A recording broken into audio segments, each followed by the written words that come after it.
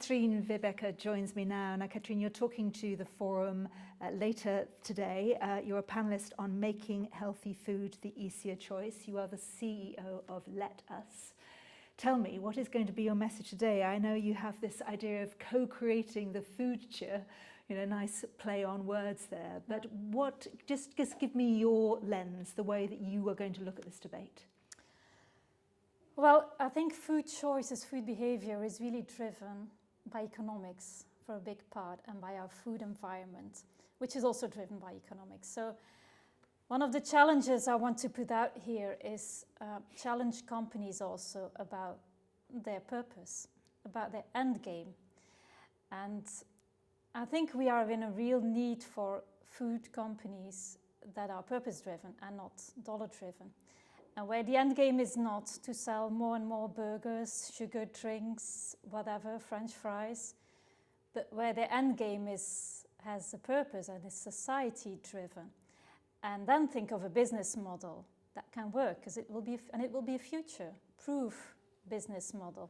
So for me, it's really about the role businesses take, and it's not we just think within our four walls and how we can do things more efficiently, have more outputs, maximize outputs has been mentioned this morning, and it strikes me because also Janis Potočnik said it's not about maximizing outputs, it's about maximizing societal value and maximizing the sustainability of our food system and how we can all play a role in it. And that brings me then to my co-creation, which is a recurring element in what I do and how I do it. I've worked in private sector in food retail. I've worked at the city level on urban food policies.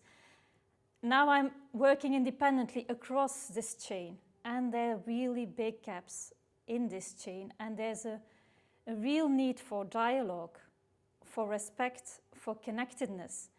And it's only when we are managed to connect retailers with their farmers, when companies, food industries start working with refugees, and much more so build these connections when schools become connected to different actors, that you can come to the right respectful solutions. You'll know, having worked across industries and having the reality check of life, as sustainability does have to have some element of profitability to make it in itself sustainable. And at the same time, as you so eloquently described, if we have just pure economic exponential growth, we're going to kill the planet and make ourselves pretty unhealthy, in the meantime. So you talk about those gaps. Can you be really specific about that, and just a call to action really about where you're focusing your attention now when you have this read across and you look at the gaps in the chain? But to give a very concrete example, what I'm talking about is I've worked in food retail, and 15 years ago, 10 years ago, retailers started to look at food waste. And the focus was, of course, on what is going lost within our operations when it comes in our distribution center and up to the store, and anything we can reduce is extra profit. So it's an easy win-win. It was an easy thing to put on the agenda. But if you look at food waste across the food supply chain, it's mainly at the producers, at the farming level, and at the consumer level.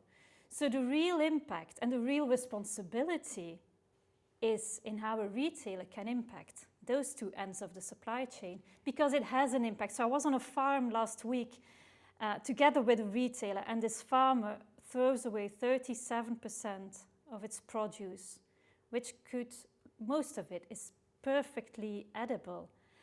And this brings me again to the point of building relationships by making this visible, having a retailer that takes time to see this, to see the impact of how he buys food, the product specifications he uses, the packaging criteria, etc.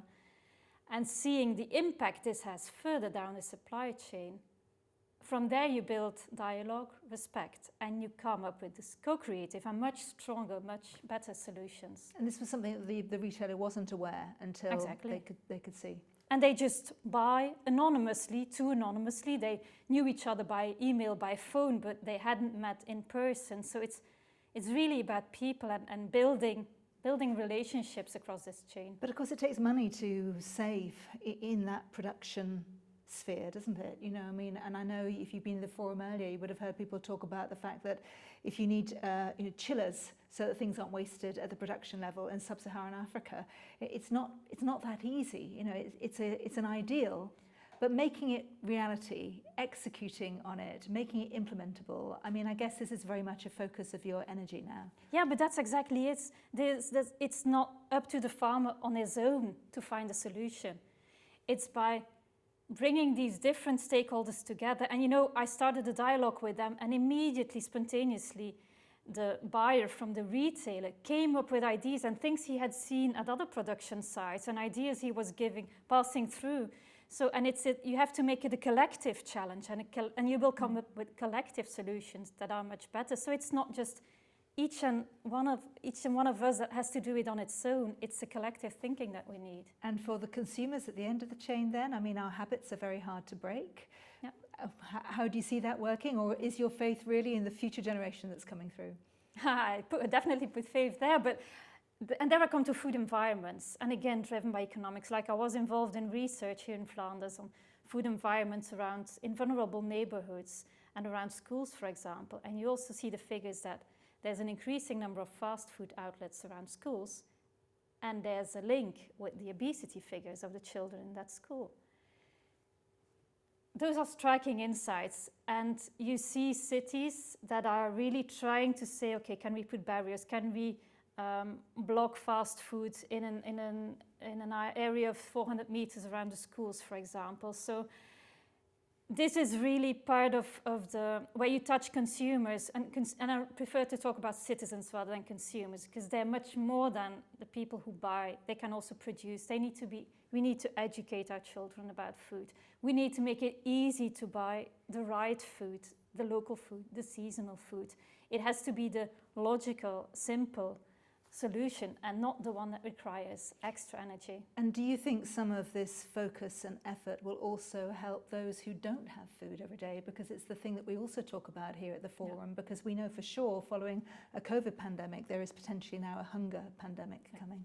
Yeah, exactly. And so that's definitely something I'm working on. And for me, it's been not mentioned enough, because we've talked about food security, but mainly at the European or global level.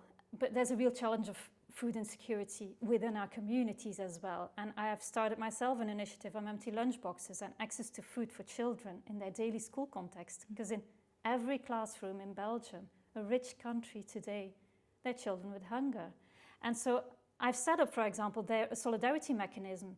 And on a free basis, parents that want to treat a child on a lunch, the child that needs one, they can do it through the school, and the school makes sure they provide free breakfast or free soup or healthy meals for the children who need it. And it's, again, it's about you bring it closer to them.